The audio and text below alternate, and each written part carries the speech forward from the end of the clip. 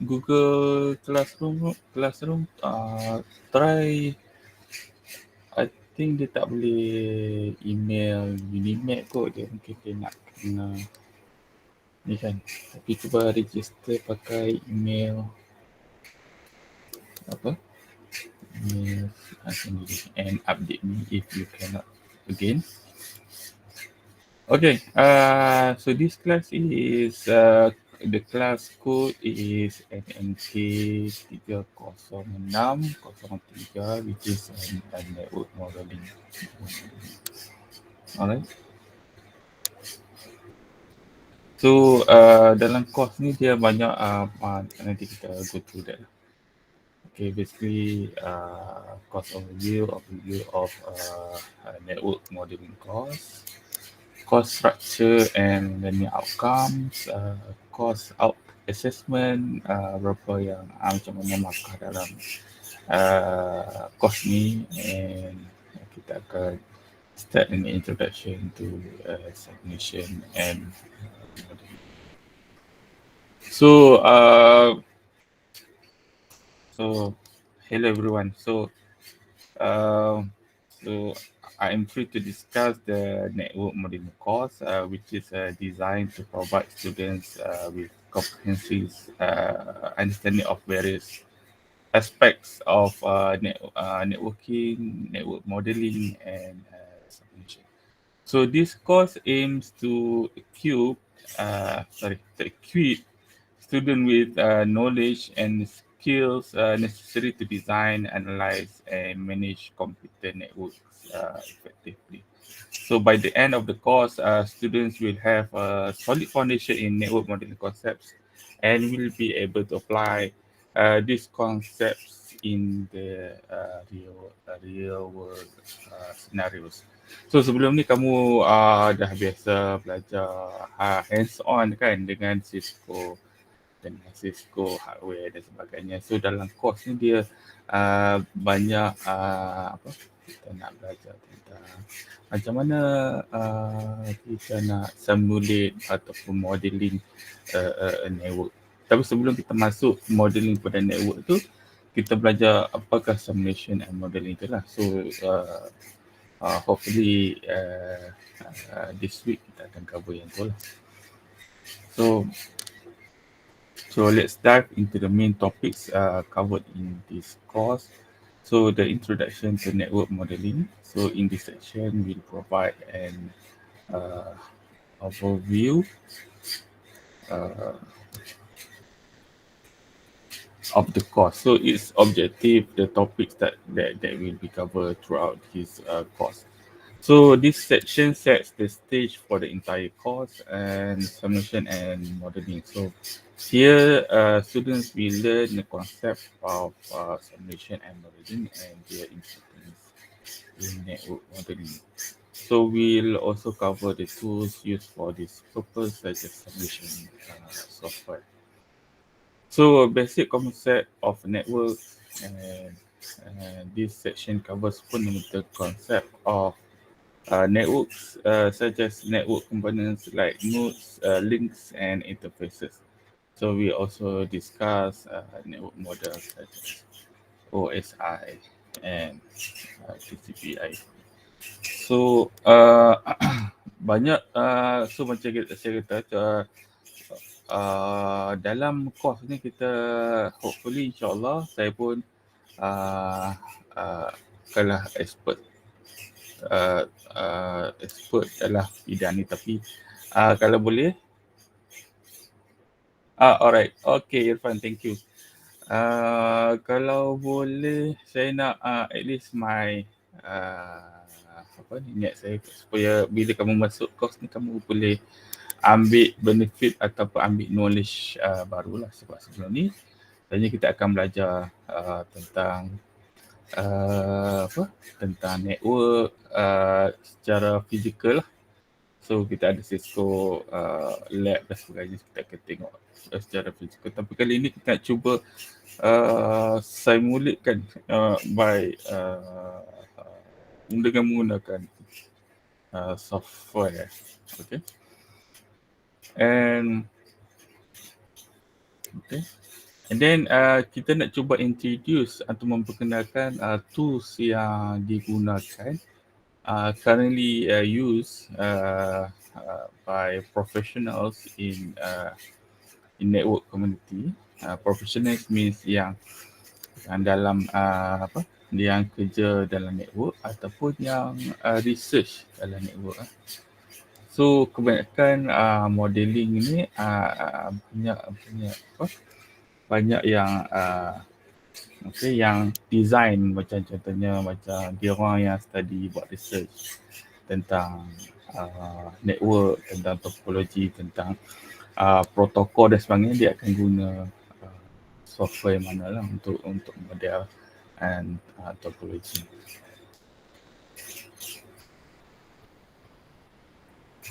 So kita akan tengok sebab banyak yang dekat sini kita ulang balik yang kamu dah belajar masa tahun awal. So macam contohnya basic of networks, types, dan ada pen.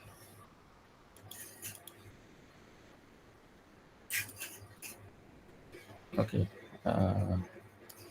Types of networks. Okay, student will be introduced to various types of networks. So yang benda-benda kamu dah belajar, tapi which is good to repeat back and cuba and then kita akan tengok macam mana kita nak simulate benda yang kita dah belajar ni lah. Okay, and then students will be introduced to various types of networks, including local area network, wide area network, metropolitan area network, and personal area network. And then network topologies macam bus, ring, star, mesh, and hybrid topologies. Also, we have network protocols. Students will learn about various network protocols, their functions, their roles in network communication. And then network device. This section covers different network devices such as routers, switches, firewall, hubs, switches, and their functions in network communication. So kalau boleh kita nak integrate juga hands-on labs kan. Hands-on labs yang mana kita mampu buat lah. Contohnya ada software yang saya pun kadang mungkin terlalu advance, saya mungkin tak pandai juga. So kita cuba introduce tapi kita mungkin dan ada yang kena bayar dan sebagainya, kita cuba ambil yang free version lah. Okay, and tapi kita nak perkenalkan supaya bila kamu masuk kerja sebagai network engineer dan sebagainya, so kamu tak apa maksudnya kamu boleh familiar dengan this software lah, supaya bila kamu kerja nanti so tak kekok untuk guna benda semua tu. So throughout the course, students will participate in hands-on labs and activities using network simulation tools such as packet tracer. So packet tracer kamu dah guna mungkin lab yang kita nak buat pun kamu pernah buat kan masa ni, tapi kita nak cuba ulang balik and guna packet tracer ni sebab dalam network community, dalam network professional community pun dia masih guna macam contohnya packet tracer, Wireshark, dan nanti kita tengok tools yang kita cuba integrate dalam kursus ni ya.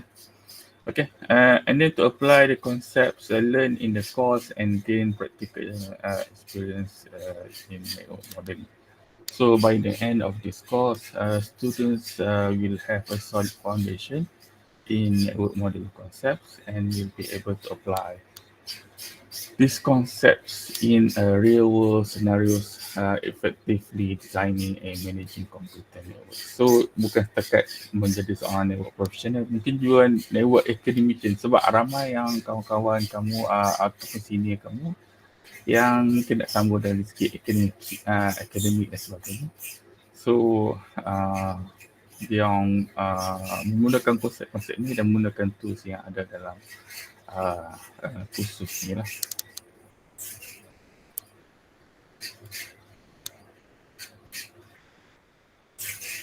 Kita glimpse untuk contohnya the teaching plan lah. Untuk minggu contohnya untuk minggu ni kita try untuk introduction tentang kursus ni, and then kita go through network devices and topology exploration using packet tracer. So just simple lab untuk kita introduce packet tracer. Packet tracer ni bagus untuk kamu, ada yang dah ambil CCNA ke? Belajar memang belajar sikit tapi yang dah ambil belum. Okey, selalunya macam packet tracer ni bagus untuk kita ni lah. Kita buat hands on lab lah. Kita pakai packet tracer sebab macam saya kata lah, macam software lain susah nak install lah, mahal dan sebagainya, tapi packet tracer ni free and sometimes bukan sometimes, memang it help when try to understand network fundamental. Okay. And then with tu kita try tengok network models and standards, network layer, and then kita try tengok routing lab guna packet tracer. And then before ada tengok layer switching untuk lab, kita try switch configuration, VLANs and STP using packet tracer. Bit 5, transport layer and quality of service. Quick 6, application layer and network service lab. Kita yang ni JNS3. So JNS3 ni satu software yang agak advance in the simulation, tapi saya letak just sebab dia nak install tu ambil masa sikit lah. Hopefully you guys punya komputer tu boleh fit di software. Kalau tak boleh, kita tengok macam mana nanti. Mungkin mini project pun nanti mungkin kita akan guna JNS3 ni lah. Okay, kita try cuba. So which is bagus untuk nak belajar. So network security guna JS3 and then 8 wireless network. And then with 9 network simulation, lab 6 basic network NM3. So yang ni another software nama NS3 and then NS network simulation. Tengok kalau boleh guna dan install, sebenarnya semua boleh guna dan install, kita akan proceed lah. Kalau tak, kita cuba alternative lab. Okay, advanced network simulation with NS3 and then with 11 network management and monitoring, and then with 12 SDN and network function virtualization. So kita nak tengok SDN.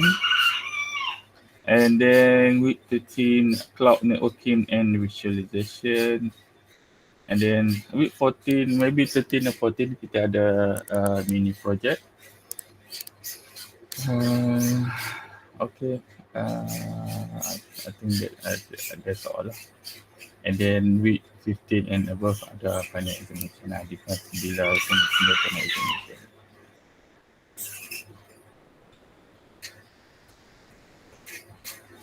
Okay, sebelum kita go to ni, ada soalan? Kalau ada soalan, you can raise your hand. Kalau tak ada, kita proceed. So course assessment dia kita akan ada, maybe ada 2 test. Satu test awal sikit, yang satu test kita buat hujung-hujung. And then kita ada lab 20%. So kerja-kerja yang kamu hantar, lab test dan sebagainya, so dia ada 20%. Assignment maybe ada 2, 5%. And then kita ada mini project dalam minggu 13 ke 14 tu, kita akan buat mini project, mungkin guna JNS3 ke ataupun Omnet ataupun ikut lah macam mana kan. And then final exam dalam 40%. Okay, ada soalan tak? Kalau tak, let's kita tengok. So tajuk kita punya course pun memang network modeling, atau modeling ni dia related dengan simulation and modeling lah. So kita nak tengok apa definition of simulation and modeling, importance of simulation and modeling and in network modeling. So tools used in simulation, and so kita tengok tools apa yang dia apa ni, network professional, network engineer guna dalam uh, apa, dalam bidang ni lah, dalam bidang network. So simulation is a powerful tool that enables us to mimic complex systems and process, allowing us to explore potential outcomes and generate insights without conducting experiments on the real system, which may be difficult, expensive, or dangerous. So simulation works by creating a model that represents the real system or process.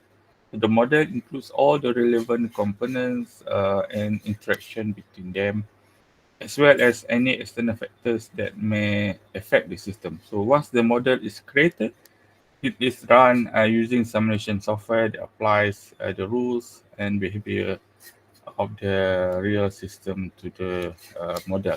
So the simulation software can then generate data visual, visual, visualization that helps us analyze and understand the behavior of the system under different conditions. So the benefits of simulation are numerous. First, it provides a safe and cost-effective means to explore potential outcomes and general insights. So bila kita guna ni, pertamanya kita tak perlulah try and error kan. Dia banyak kita akan guna software untuk run simulation. Adakah berjaya atau tidak sebagainya. Paling at least bila bila buat dengan simulation ni, cost dia untuk beli software tu lah kan. Tapi bila dia gagal tu taklah impact kalau kita guna duit sendiri untuk generate lah. So by simulating that the behavior of the real system, we can test different scenarios and strategies without the risk of damaging the real system or incurring costs associated with real world experimentation. So yang ni kita tolak dulu network.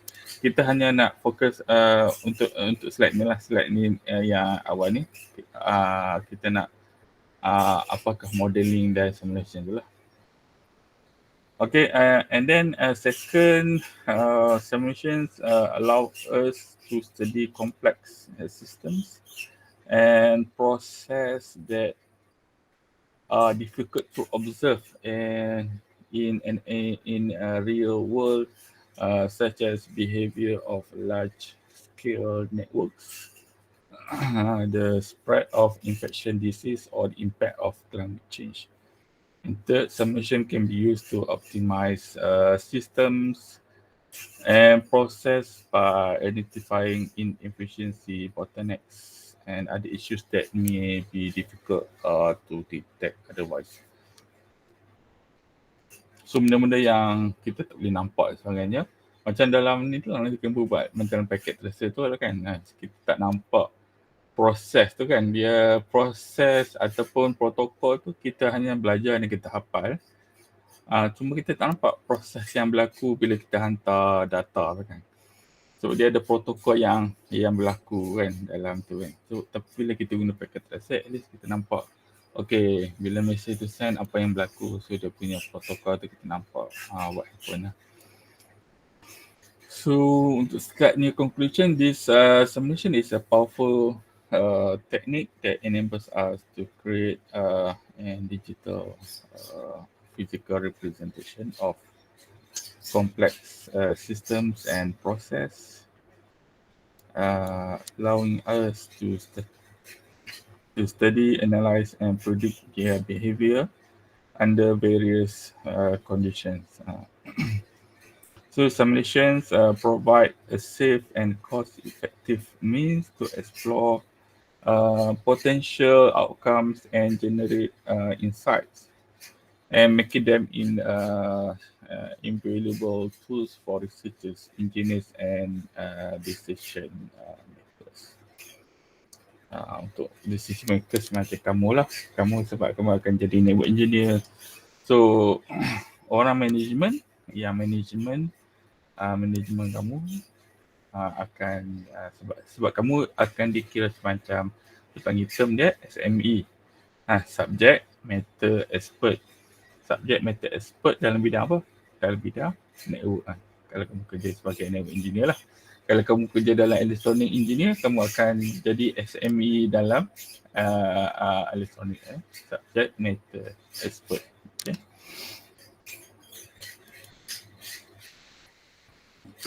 Okay, what is modeling? So modeling involve creating a representation of a real world system that captures its essential features and behavior. So dia lebih kurang sama dengan modeling. Dia simulation dengan modeling ni lebih dekat-dekat lah. So dia punya representation pun lebih kurang dekat lah. So creating a representation of a real-world system that captures its essential features and behavior while omitting or simplifying its less important details. So models can take many forms such as mathematical equations, diagrams, or computer programs, and can be used to represent a wide range of systems from physical systems like buildings and bridges to complex social, economic, or biological systems. So the process of modeling begins by identifying the key components and relationship that make up the system being modeled. And then these components and relationship are then represented using mathematical or other formal structures that capture their behavior and interactions. So once the model is constructed, it can be analyzed and tested to understand how the system behave under different conditions and scenario. So the benefits of modeling are numerous. First, modeling allow us to represent complex system in a way that allow for easier analysis and understanding of their dynamics. So by simplifying a system into its essential components and relationship. So sebenarnya kita ada sistem yang kompleks, kita cari apa dia punya major komponen dia and macam mana dia punya relationship, macam mana kalau ubah ini yang jadi apa, ini ubah ini yang jadi apa. So kita faham konsep tu dan kita modelkan dia. So we can better understand how it works and how it responds to changes. So and then second, modeling can be used to test different scenarios or strategies. So yang ni yang penting kan, sebab kita nak tahu kalau saya buat macam ni apa akan jadi. Instead of kita try and error, kita nak cuba try model it and cuba dia yang tunjuk result macam mana. So allowing us to explore potential outcomes and make better informed decisions. So and then third, modeling can be used to optimize systems and process by identify inefficiencies, bottlenecks, and other issues that may be difficult to detect otherwise. So kita nak tengok yang mana yang inefficient, maksudnya tak bagus, kita nak tweak. Oh okay, patutnya instead of kita lebihkan bahagian ni, kita kurangkan apa result dia dan sebagainya.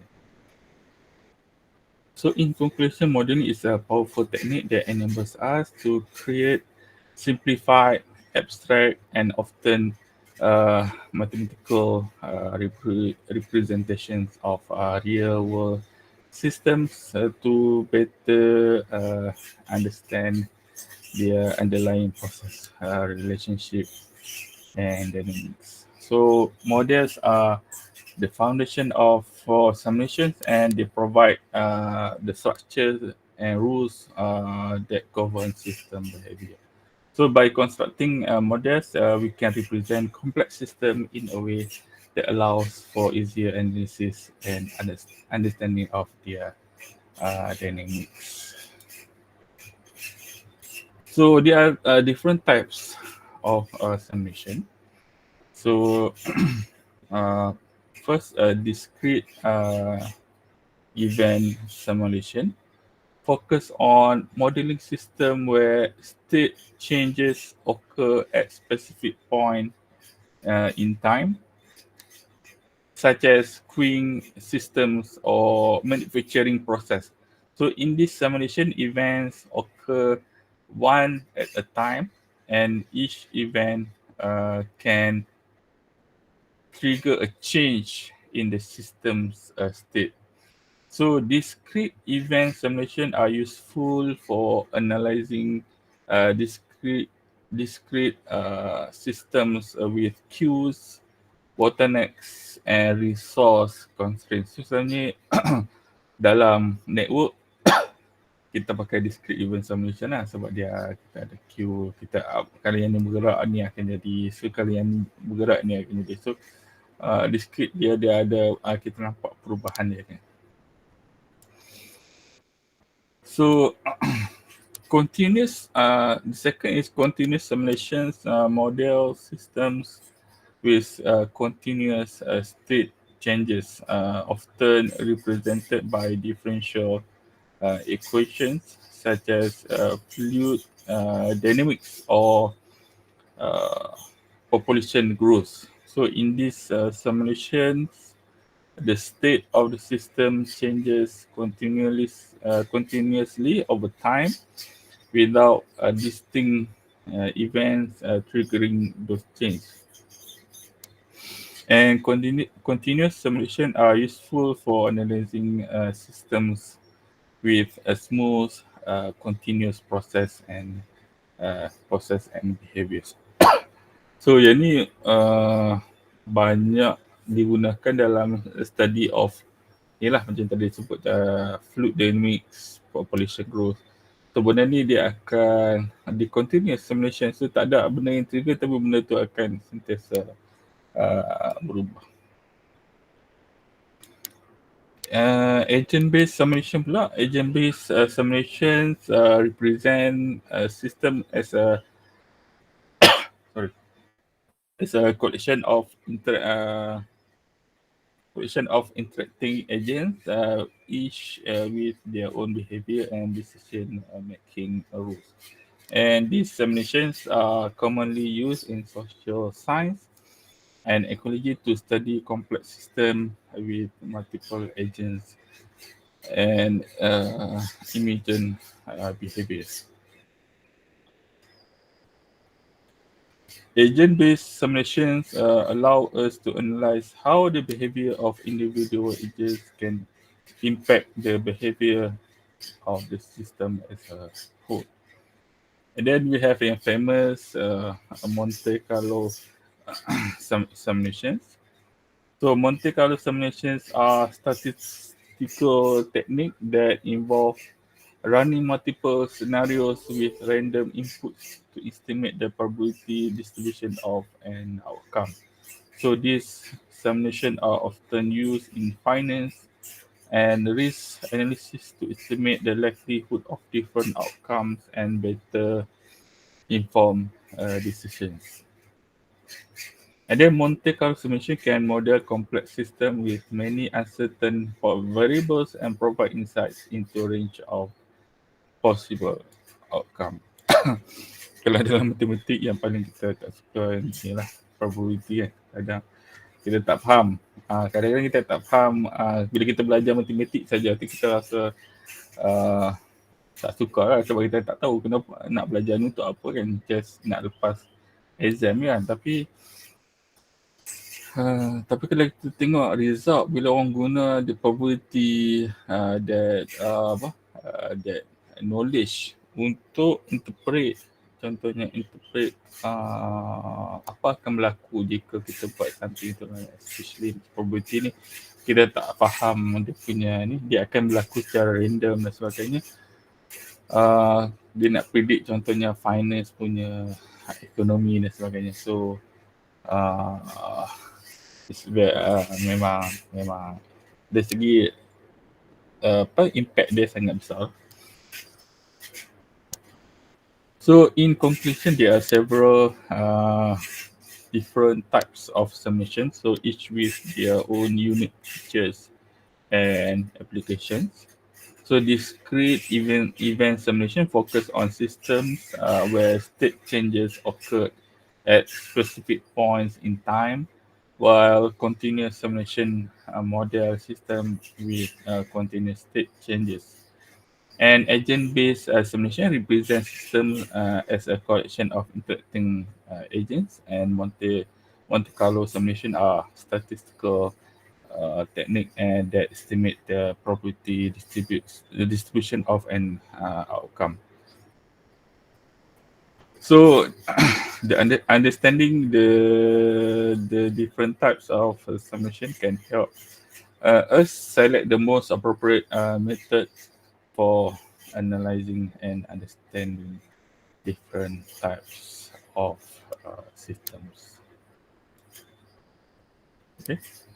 Uh, mungkin ada soalan sebelum kita proceed.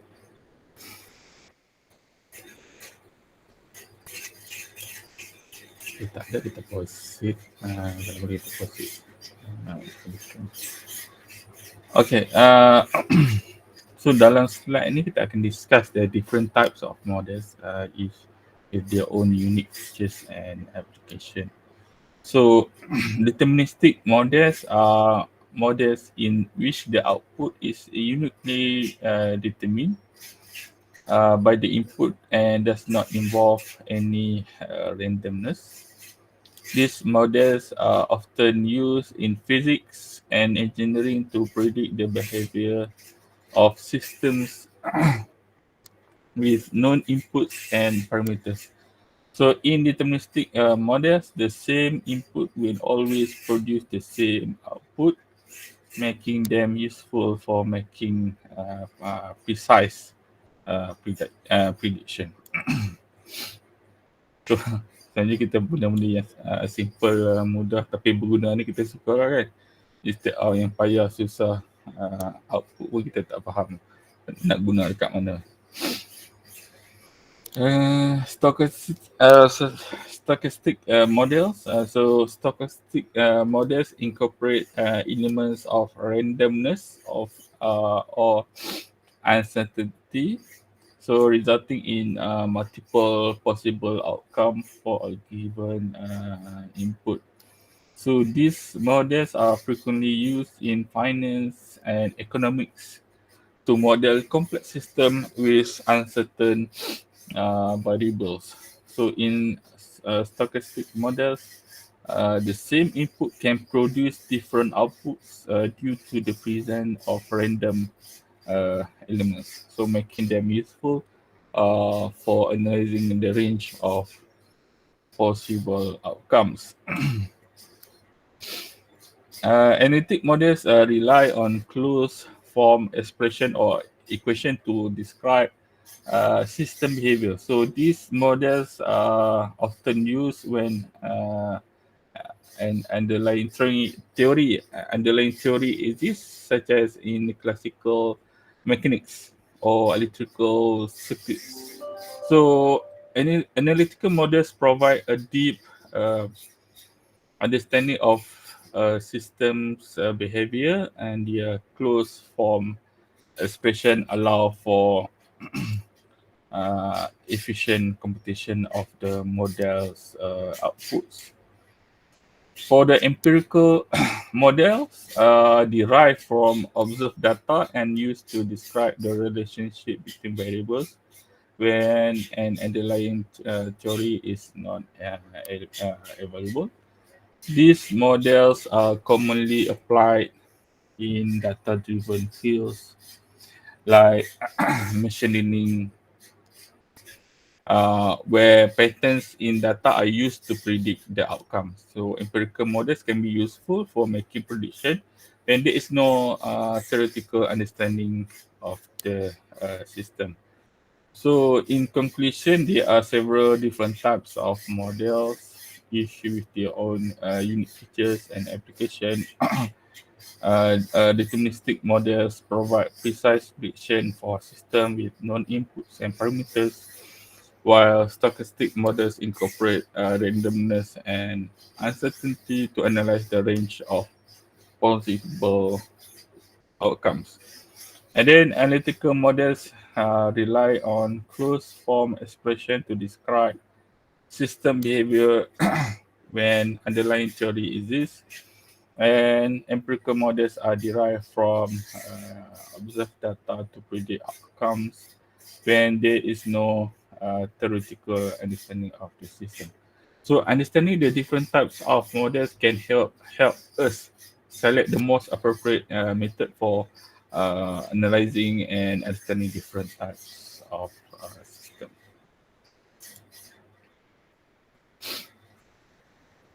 So in this slide, we will try to discuss the various application of simulation and modeling, which have found widespread use across different fields. For example, in engineering and design. So simulation and modeling are frequently used in engineering and design to test new products designs, optimize manufacturing process, and evaluate performance under different conditions. So by using simulations, engineers can identify and solve potential problems before they arise in real world scenarios, ultimately saving times and resources. And in economic and finance, simulation and modeling are used in economic finance to predict market trends. Oh, yang ni memang siapa yang minat duit memang cantik lah.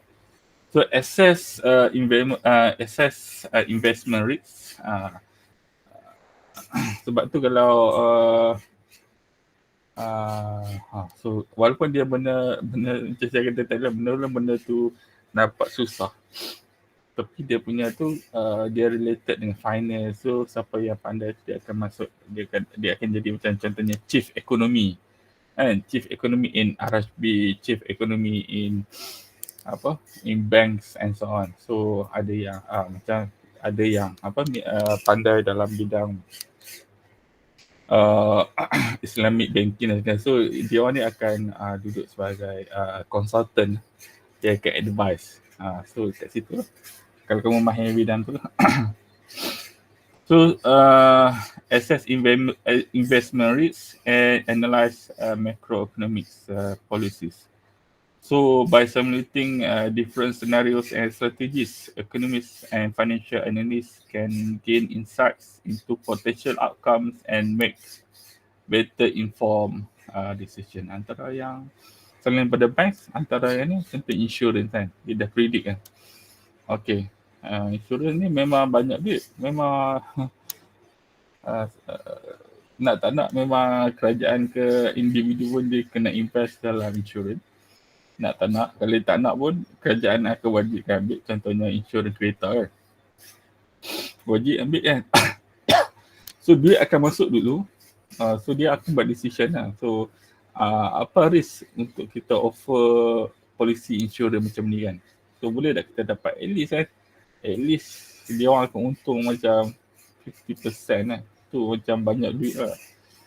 So dia orang kena ada orang yang boleh buat risk investment. Kalau dia kata apa yang pakar, dia akan kata okay, kita tak boleh introduce this produk polisi ataupun insurans ni sebab kemungkinan ramai yang akan tuntut balik dia orang, kerana kita akan rugi. So dia tak akan introduce that apa ni, insurans.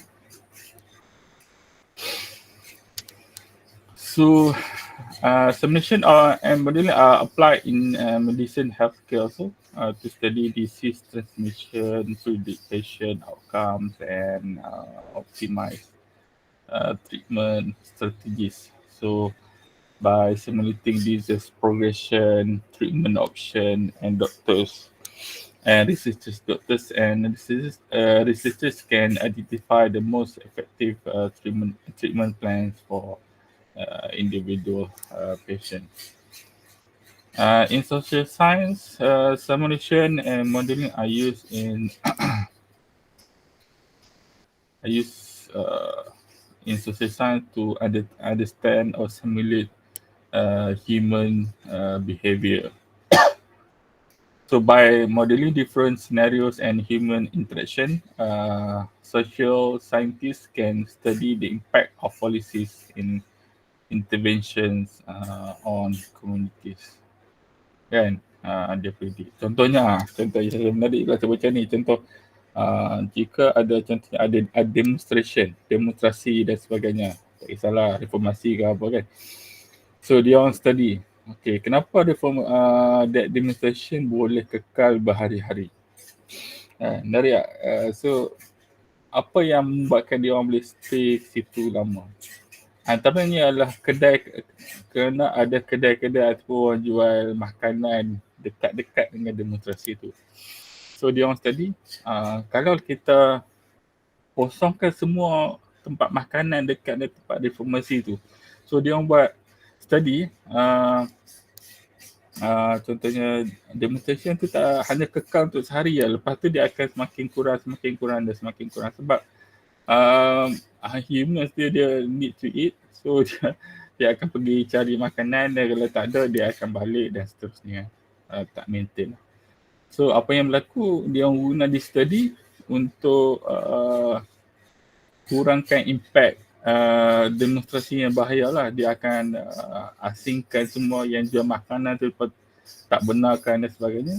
So dia akan demonstrasinya akan kekal dalam sehari je. At least sehari je. And then in environmental studies and climate change, simulation and modeling are used in environmental studies and climate change research to model ecosystem dynamics, analyze resource management strategies, and predict change impacts. So by simulating different scenarios and strategies, researchers can explore potential outcomes and identify the most effective environment policies. In transportation and logistics, simulation and modeling are applied in transportation and logistics to optimize traffic flow, evaluate infrastructure improvement, and simulate supply chain operation. So by simulating different traffic scenarios and supply chain strategy, transportation planners and logistic managers can identify and solve potential problems before they arise. So satu research yang saya memang tunggu-tunggu lah, research macam simulation untuk traffic jam kan. Macam mana kita nak buat supaya kita kurangkan traffic jam melalui penggunaan traffic light tu kan. Macam mana kita nak buat supaya traffic light punya sistem tu reduce traffic jam dia. Dia macam AI lah kan, dia macam bantu tu. Yang tu saya tak nampak lagi sama sekarang. So, tak apply lagi sama sekarang. Kalau boleh macam contohnya macam Waze tu kan. Waze ke ataupun Google Map tu dia boleh predict. So dia kata ada depan ada ada kemalangan semakin kurang dia suruh keluar pada jalan ni dan sebagainya kan. So itu sebenarnya kalau boleh yang tu sampai level dia boleh predict dan kurangkan traffic jam tu memang cantik lah. So in military and defense, simulation and modeling are used in the military and defense to evaluate tactics, train personnel, and analyze the effectiveness of new technologies. So by simulating different scenarios and battle plans, planners can identify the most effective tactics and strategies for different scenarios. In conclusion, simulation and modeling have found widespread applications across various fields, including engineering and design, economics and finance, medicine and healthcare, social science, environmental studies and climate change, transportation and logistics, and military and defense. So by using simulations, researchers, engineers, and decision makers can gain insight into potential outcomes, uh, identify potential problems, and make better decisions. Okay, ada soalan tak? Kalau tak ada soalan, kita rest for 5 minutes. Okay, guys. 5 minutes means 5 minit lah. 5 minit. Okay, sekejap ya.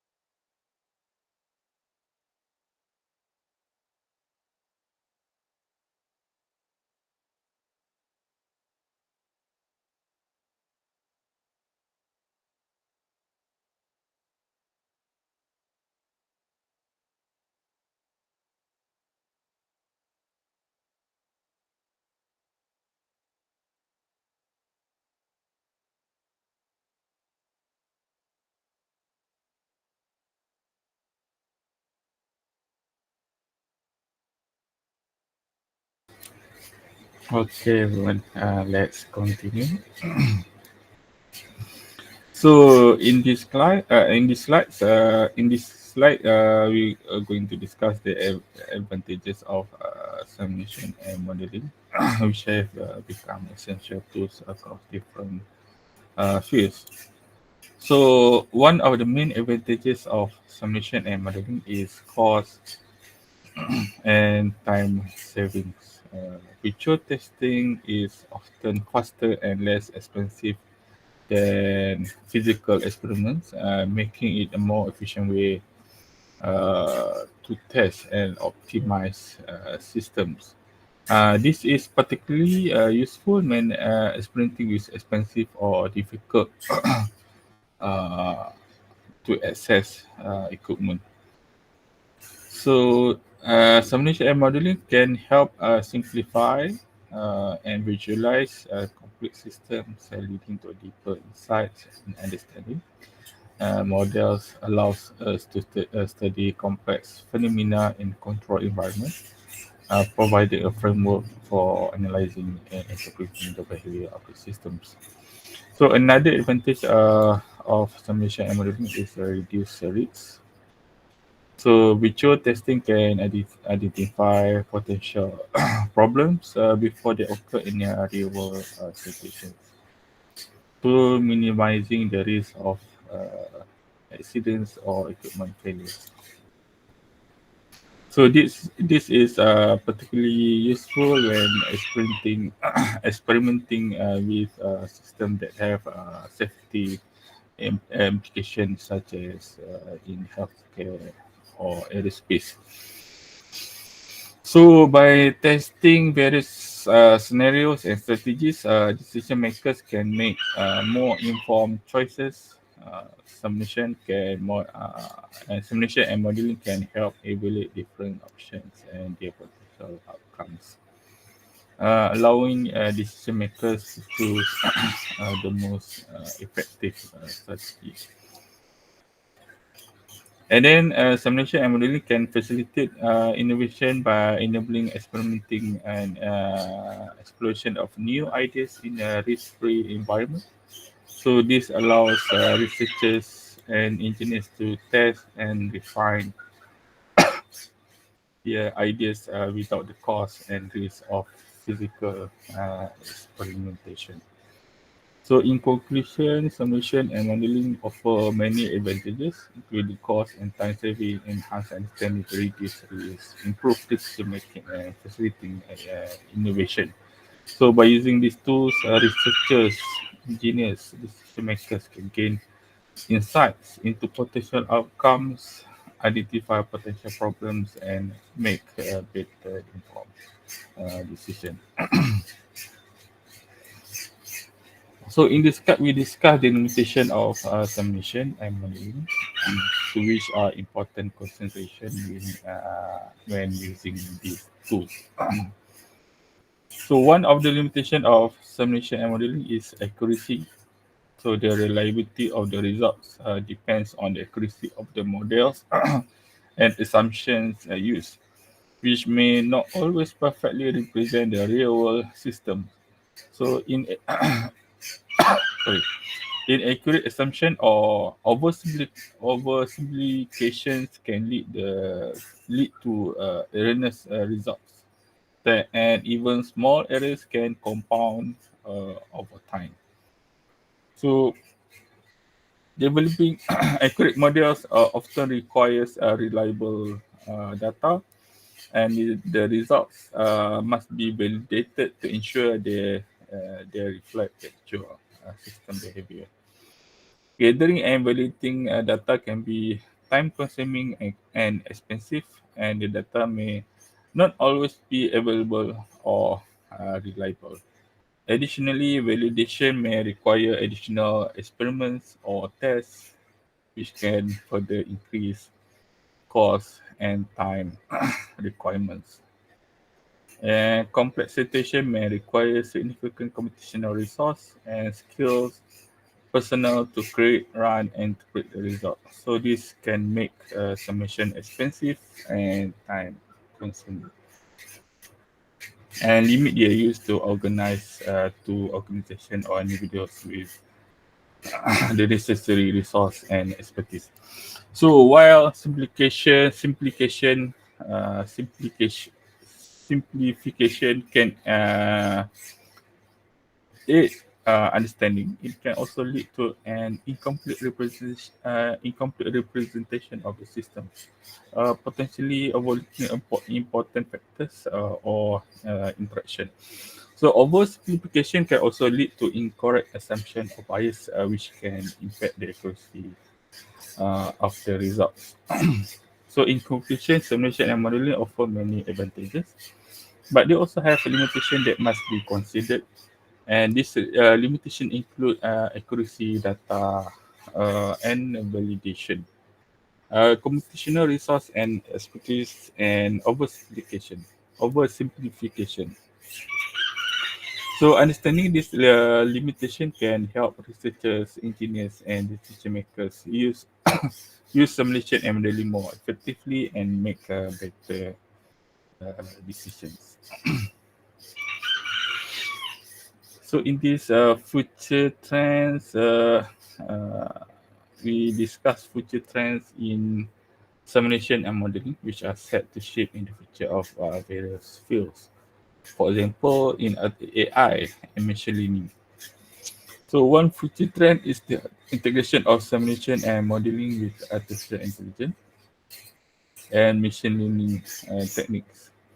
So these technologies can help improve model accuracy, automate simulation process, and optimize system performance. So by leveraging machine learning algorithms, simulation can become more efficient and accurate, and AI can be used to analyze and interpret the results. So another trend is increased use of cloud-based distributed simulation. Cloud computing offers scalable and computational resources, enabling large-scale, high-performance simulation that can be shared and accessed by multiple users. So cloud-based simulation can be used to analyze complex systems that would be otherwise impossible to simulate, making them valuable tools for researchers and engineers. And then advances in virtual and augmented realities as well as 3D visualization can help create more immersive and interactive simulation environment, improving the user's experience and understanding. So these technologies can enable users to interact with simulation in new ways, providing more intuitive and immersive experience. So as simulation software becomes more user-friendly and widely available, more people will able to harness the power of simulation and modeling to solve problems and drive innovation. So this will democratize the use of simulation and make it possible for more people to contribute to the development of new technologies and solutions. So in conclusion, simulation and modeling are set to continue playing a crucial role in shaping the future of various fields. So integration with AI and machine learning increase use of cloud-based and distributed simulation, enhance visualization and immersive technologies, and greater accessibility and the democratization of simulation tools are just some of the future trends that will shape the way we use simulation and modeling to solve problems and drive innovation. So, in conclusion, simulation and modeling are powerful tools for understanding and analyzing, predicting the behavior of complex system in various fields. So by replicating the behavior of a system, simulation provides a safe and cost-effective means to explore potential outcomes and generate insight. So as technology continues to advance and the demand for data-driven decision-making increase, the role of simulation and modeling in shaping our world will only grow more important. So from improving product design to predicting market trends, simulation and modeling have become essential tools across different fields. So while simulation and modeling offer many benefits, there are also challenges to use, such as accuracy, data and validation, computational resource and expertise, and oversimplification. However, advance in AI and machine learning could cloud-based and distributed simulation, enhanced visualization, immersive technologies, and greater accessibility, the democratization of simulation tools. These all provide opportunities for future growth and development. So, in conclusion, simulation and modeling are powerful tools that offer many benefits in various fields. As technology advances and our understanding of complex systems evolve, the role of simulation and modeling will only continue to grow. So embracing these tools, integrating them into our workflows will be essential addressing the challenges for the future. So tadi dah habis dah tentang apa? Hmm, tentang summation and definition dan sebagainya, dia punya advantages, disadvantages dan sebagainya lah. So so kita masuk sikit definition, basic concept of network. So yang ni lagi cepat sikit lah sebab kamu dah belajar. So kita nak recap balik lah. So definition of network, network components, network models. So definition definition of network.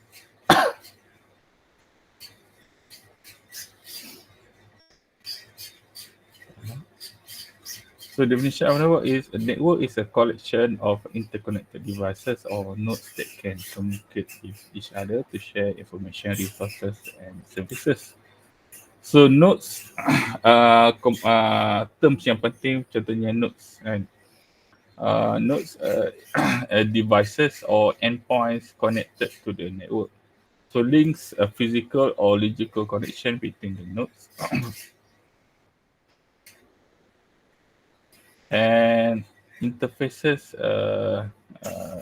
connection points on devices where links are attached. So bila kamu masuk dalam bidang network ni, yang ni term yang kamu akan selalunya jumpa lah. So bila disebut nodes, kita tahu lah itu komponen yang dalam network. Kalau links, selalunya kita refer pada connection, physical or logical connection between nodes.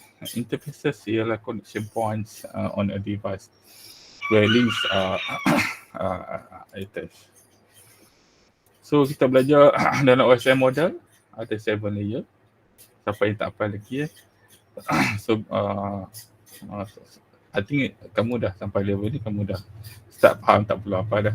So physical layer, data link layer, network layer, transport layer, session layer, presentation layer, and application layer. And yang tu yang diguna pakai untuk research, tapi sebenarnya dalam TCP/IP model kita ada 4 which is network layer, and then internet layer, transport layer, and application layer.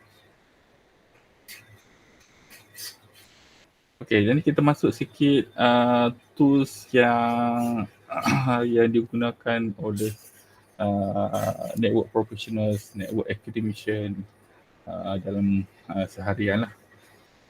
So network modeling tools provide a means to create, analyze, and simulate complex networks. So these tools enable network administrators, engineers, and researchers to gain insights into the behavior or performance and robustness of their network design. So pertamanya saya introduce GNS3 yang hopefully kita boleh guna dalam kita punya kursus ni. Uh, saya tak guide lagi untuk install sebab saya first kali kita nak cuba guna packet tracer dulu, nanti kita akan guide untuk guide untuk install JNS3. So siapa yang boleh start lah macam mana nak apa? Macam mana nak install JNS3 dalam your computer. boleh di save dan check lah. So JNS3 is a graphical network simulator for virtual networks. It is a powerful and open source network simulation tool that enables network professionals to design and configure, test complex virtual networks. So JNS3 supports both emulation and simulation, allowing users to integrate real network devices and virtual machines with a wide range of networking technologies. So key features of JNS3 ialah is a multi-vendor support. JNS3 supports a variety of network device from Cisco, Juniper, Arista, and providing users with a versatile platform for network design. So dia macam virtual hardware lah. Dia boleh import device. Dia replicate image yang macam daripada Cisco, Juniper, Arista, Huawei pun ada kan.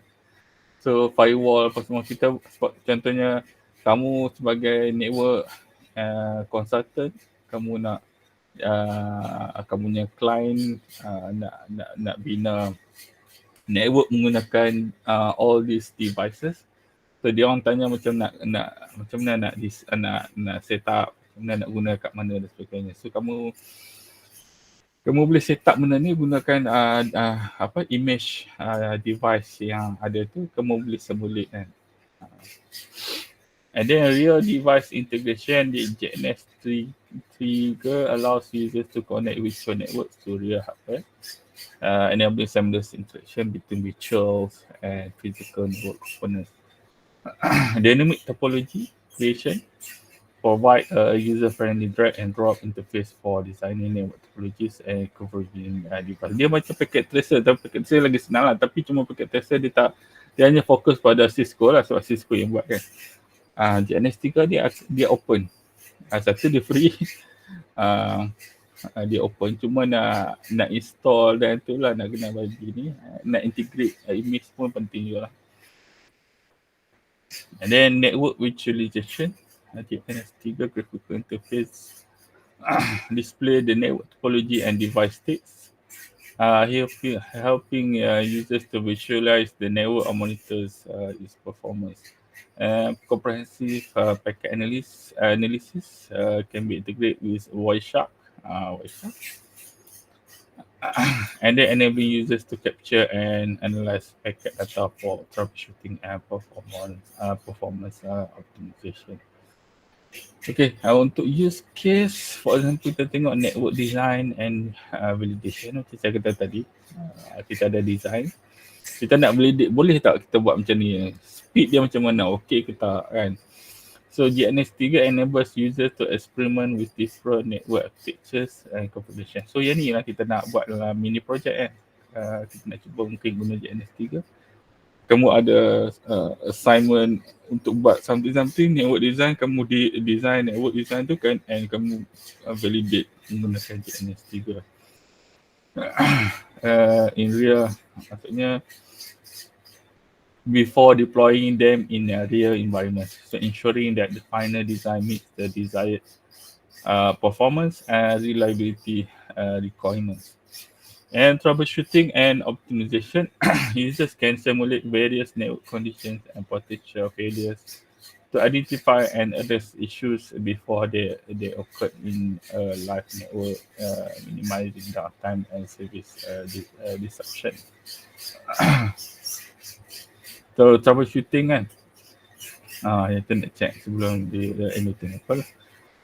Certification and training ni saya kata ni, maksudnya dulu tak ada lah macam packet tracer tu kan, tapi sekarang dah ada packet tracer tu, dia memudahkan untuk CCNA lah. Tapi untuk high level ni mungkin JNS3 ni penting juga untuk lab lah kan. Kamu boleh letak, okay kalau saya guna Contohnya kamu boleh ambil Cisco ke Huawei untuk kalau nak ambil SNMP Cisco lah kan. Ambil image tu macam mana dalam tu kamu boleh program CLI macam mana kamu program. Instead of kamu beli device kan, kamu tak ada access untuk device tu, kamu boleh guna image tu ya untuk program try, untuk program buat coding dan sebagainya kat situ. Nak beli mahal kan. So dah jimat duit lah kat situ. And research and development, so kebanyakan sekarang ni kami punya academician, doktor-doktor yang dari segi daripada network dia akan guna JNS3 ataupun Omnet lah yang dekat Unimed lah kan. So JNS3 is available tools for researchers and developers working on new network protocols, algorithm technologies as it allows them to test and validate their innovation in control environment. Tanya macam apa yang kamu dapat macam new protocols yang develop ni semua datang pada network academician lah. So dia akan test, okay macam mana dia kan, kalau protokol ni macam mana kita nak improve bagi laju dan sebagainya. So dia kena ada satu tools lah, especially tools ni lah. Tapi tools JNS3 ni dia half-half lah, dia professional dengan akademiknya. Ada tools yang memang akademik, yang tu cuma yang tu susah sikit lah. Dia macam untuk kamu, dia untuk level kamu ni kamu akan boring lah kalau tengok, sebab dia banyak coding, dia banyak research dan sebagainya. So, and then community and support JNS3 has an active community of users and developers who contribute to its ongoing development, share knowledge and provide support through forums, online resources and social media platforms. In addition, JNS3 offers comprehensive documentation and training materials to help users get started and make the most of the platform. Yang ni penting juga lah. Bukan penting juga, memang penting lah. Sebab kadang-kadang kita start, kita perlukan material daripada orang lain, discussion berdahunan, kenapa tak jalan, kenapa tak berlaku dan sebagainya. So pentinglah support. Semakin banyak orang guna JNS3 ni, semakin senang lah kita nak guna lah. Macam cloud lah, semakin banyak orang guna cloud, semakin murah servis dia. So yang tadi JNS3 kita tengok Cisco Packet Tracer pula. Dia memang cantik. Cuma dia simulate benda-benda yang basic lah. Which is enough at least for CCNA, CCNP yang bawah sikit lah. Overview of Cisco Packet Tracer is powerful, easy to use network simulation tool developed by Cisco Systems. So it enables network professionals, students and instructors to design, visualize and simulate network topologies using wide range of Cisco devices. So the tools is particularly useful for those preparing for Cisco certification such as CCNA, CCNP, CCIE. So saya harap kamu, antara kamu ni orang yang boleh lahir orang yang pakar dalam network, boleh buat. Kamu punya alumni banyak yang dah mungkin yang ada CCNP, ada yang CCIE. Walaupun cikgu dia macam saya lah kan, macamnya cikgu dia pun tak sampai level tu kan, tapi dia bila kamu dah masuk dalam bidang tu, proceed kan. And then key features of Cisco Packet Tracer: intuitive user interface. Cisco Packet Tracer offers an easy to use drag and drop interface for designing and configuring niche network topologies. Senang dia drag and drag. Instead of kita nak kena coding dan sebagainya, kita drop kan image tu. Contohnya switch ke router ke apa semua, ambil yang jenis dia and drop je and then connect je. Untuk awal-awal lah, sebab kita nak tengok connection lah, kita bukan nak design device tu. So device emulation, Packet Tracer support a variety of Cisco devices, routers, switches, firewalls, wireless access point. So allowing users to gain hands-on experience with Cisco equipment. Yang cantik kali kamu dah guna kan, saya percaya kamu dah guna Cisco Packet Tracer ni. Kamu boleh tengok gambar sebenar dia sebagainya kan. Nak on off pun dia buat macam real lah juga kan. So network protocol support, packet tracer support an extensive range of networking protocols, including routing, switching, security protocols, enabling users to create realistic network simulations. And then multi-user collaboration, Cisco Packet Tracer allows users to work together on a network designs and simulation, facilitating collaboration and teamwork in educational and professional setting. And dia ada activity wizard yang anda boleh bantu untuk buat uh, learning dalam Cisco Packet Tracer. So Cisco Packet Tracer use case, certification preparation. Cisco Packet Tracer is widely used by students and professionals preparing for Cisco certification, as it provides a practical learning environment for mastering network concepts and skills.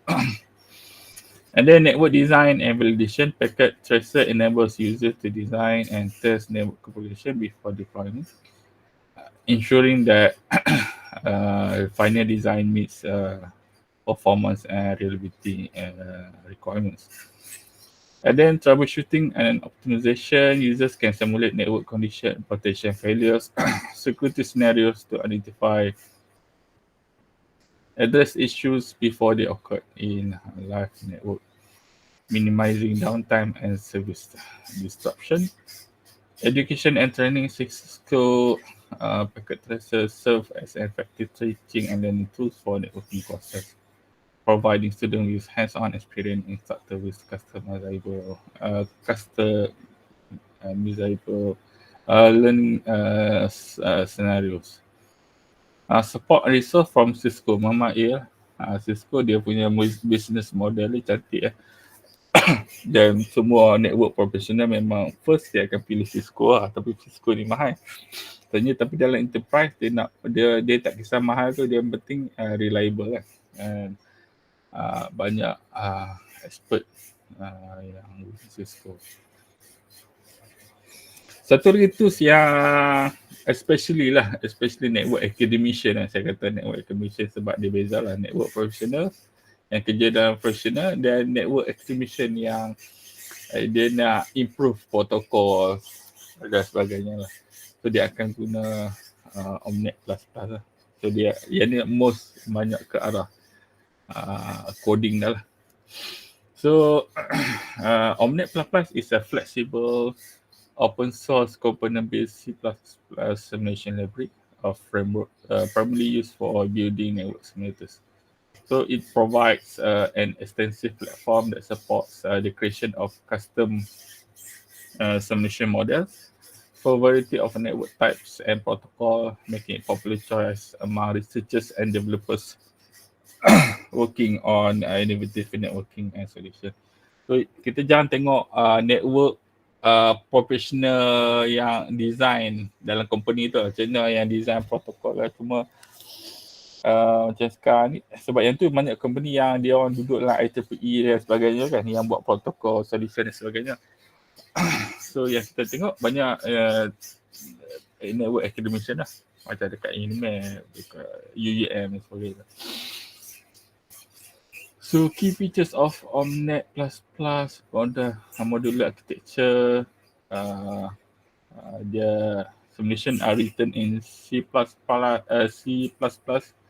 providing users with performance and flexibility of widely used programming language. It's a GUI. GUI nampak macam remeh kan, tapi sebenarnya selama ni macam contoh NS3 tu dia banyak coding lah. So siapa yang tak biasa, kalau dia tak buat research, susah sikit lah. Kalau dia setakat dia nak kenal dan sebagainya, susah lah guna software untuk simulation ni, network simulation.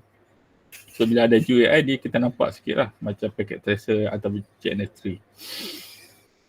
Maksudnya use case macam saya kata lah, dia banyak pada research development, network simulation, education and training, untuk tengok konsep and skills, and then performance evaluation, dan juga dia ada community and support. Wireshark. So Wireshark is a popular open source network protocol analyzer that helps users observe and analyze network traffic in real time from safe capture files. So it enables network professionals, engineers, and administrators to troubleshoot, optimize, and understand behavior, making it essential tool for network management executive. Wireshark penting, especially memang guna. Siapa kalau kamu jadi network engineer ataupun network consultant, untuk develop ada juga cara, tapi sebenarnya kebanyakan yang jadi engineer ni dia akan troubleshoot lah, sebab benda network tu dah ada.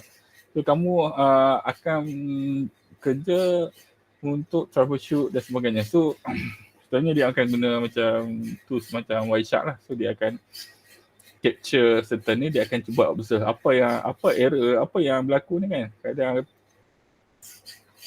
customer kata slow dan sebagainya. So dia akan capture packet tu lah.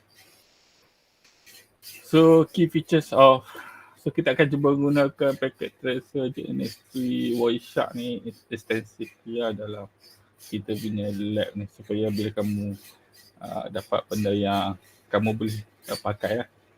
Nampak bila kamu dalam bidang ni kamu tak kekok lah nak guna. Hopefully lah. Saya pun tak pandai sangat, tapi saya cuba untuk kita sama-sama manfaat lah. So deep packet inspection, dia boleh check packet inspection. Support deep packet inspection enables users to analyze the contents of individual packets and view detailed information about various network protocols and layers.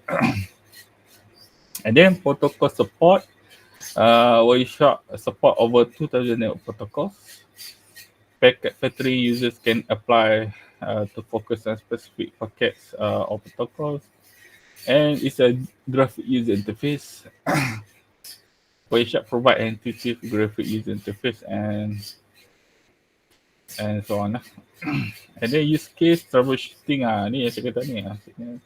So network professional macam troubleshooting and diagnostics.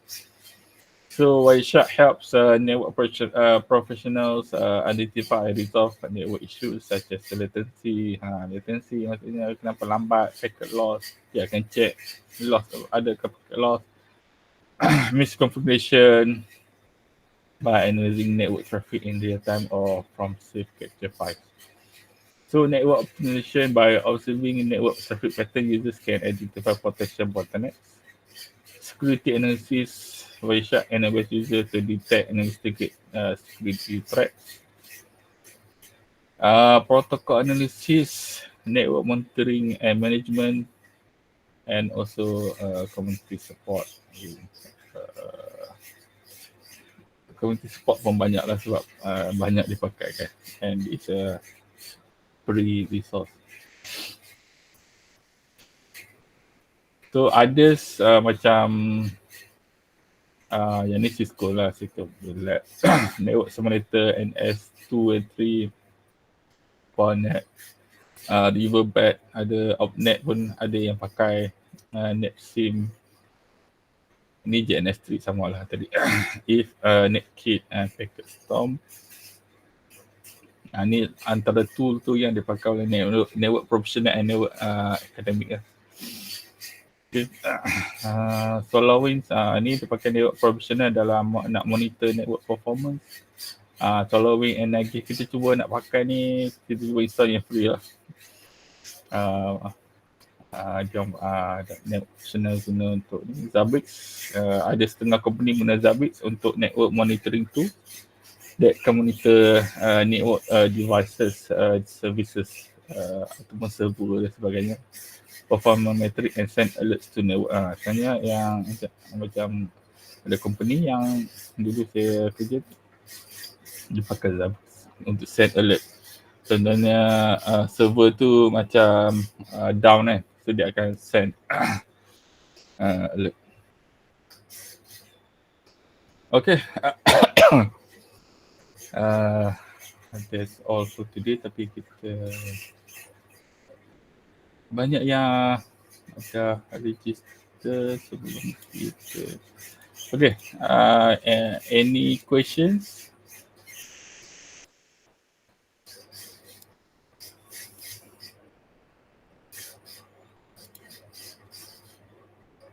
Sekejap. Sekejap.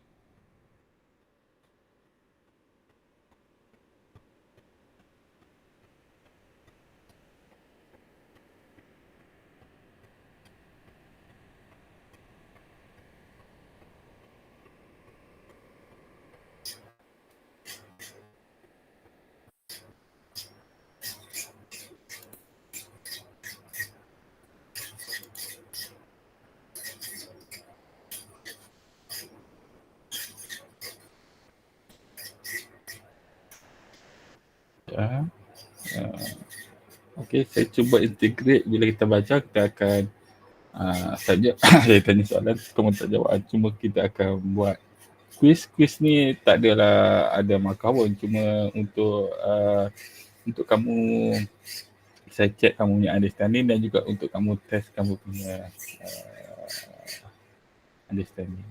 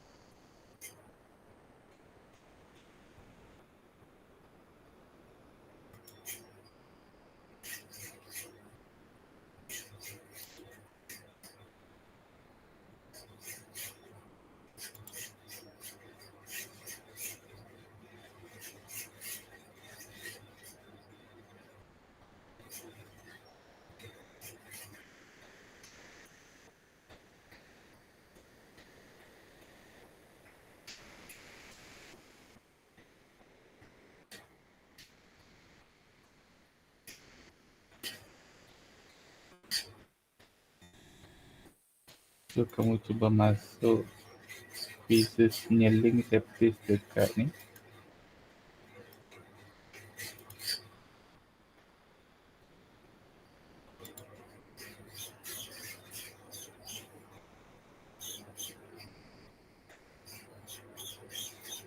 Dekat WhatsApp.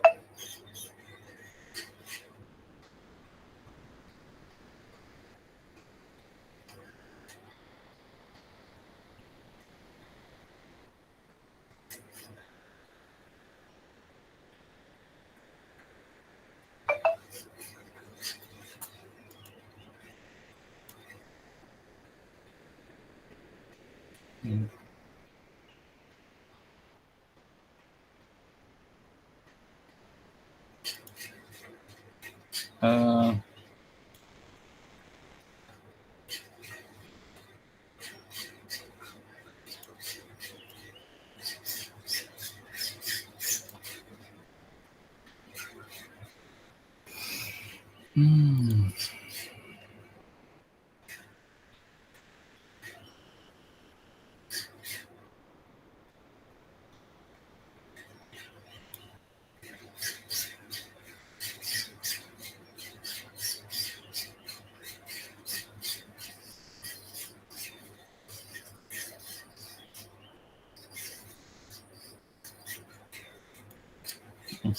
ya.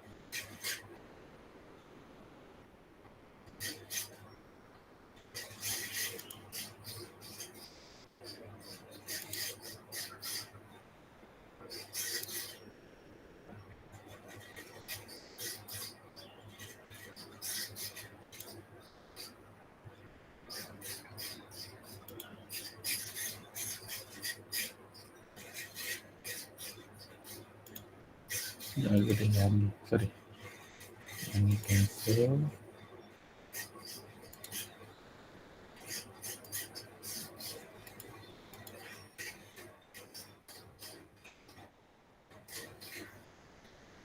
Wah, boleh cuba masuk.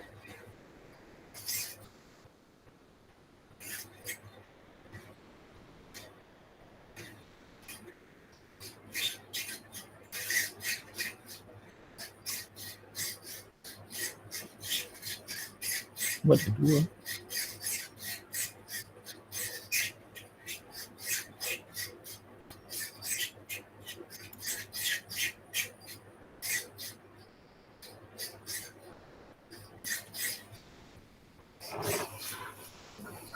Mana? Kita try dulu.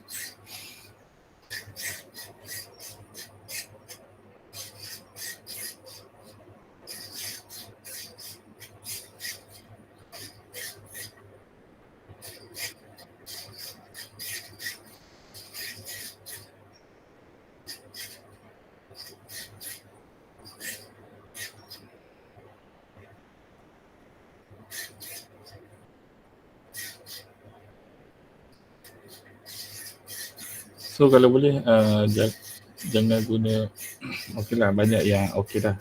Banyak dah guna nama penuh ataupun ada metric number dengan guna nama samaran supaya senang saya nak monitor.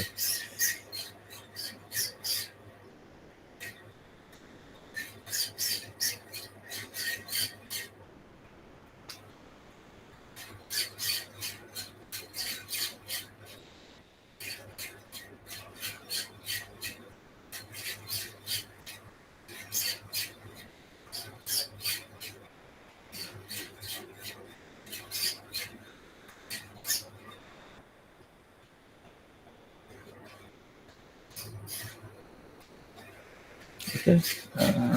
Kalau dah tak ada kita start.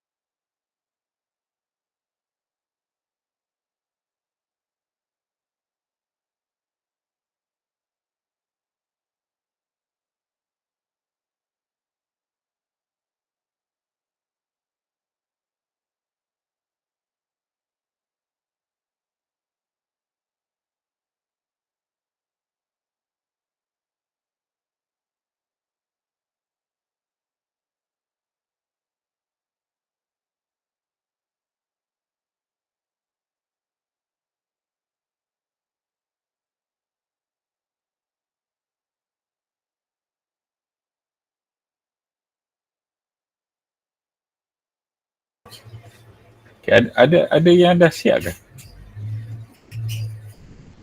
Bukan masa lagi tengah jawab kuis. Apa?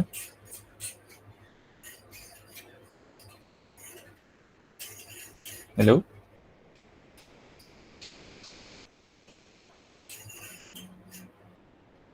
Oh, tengah jawab maksudnya tak habis. Macam mana?